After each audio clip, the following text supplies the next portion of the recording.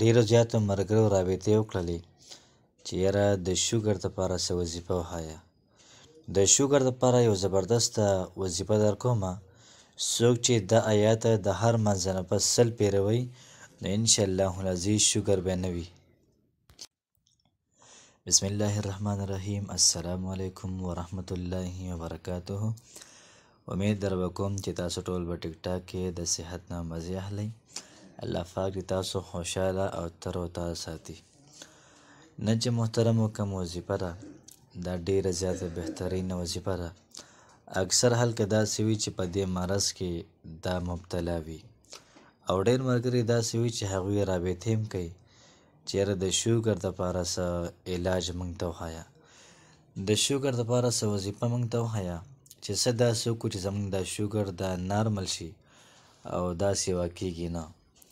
تاسو خیال وکړئ مخکې به اکثر کم کسان نو عمر به لږ سیوا شو، هغوی ته به شوګر هم ولګېدو، هغوی ته به بلډ پریشر هم ولګېدو. نن سبا معاملې څه الټه غوندې راته ښکاري. مخکې به هلکې بوډاګان شو ویښته به سپین شو، نن سبا هلکې ویښتان سپین شي. مخکې چې به سړی بوډا شو ویښته به ووتل، اوس چې هلکې نه ویښتان وځي. نو سیسټم دا مکمل دا الټه شوی دی. نو څومره خلک دي د هغوی شوګر دا کنټرول کېږي نه، دغه شان هلکان دي د هغوی شوګر نه کنټرول کېږي، سړي دي نه کنټرول کېږي او د حد نه دا سیوا شوي. نو هغوی له پکار دی چې د هر مانځه نه پس دی د آیات مبارکه دا 100 پیرې دی وایي. نو دا آیات زه تاسو ته وایم ډېر زیاته اسانه وظیفه ده، خو زما فرض دا و چې ما تاسو ته در ورسوله.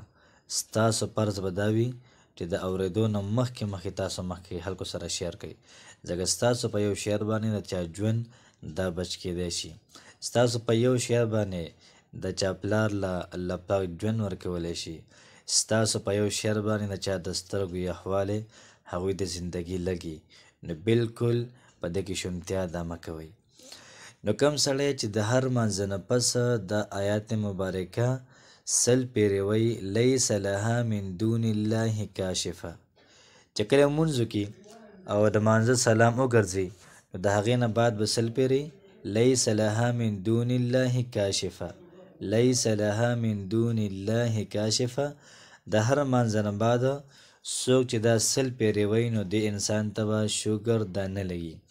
الله پاک دې زموږ ستاسو او د ټولو خلکو حفاظت د شوګر نه وکړي او داسې بیمارۍ چې هغه له علاج دي د هغه بیمارو علاج شته نه او خلک د هغې په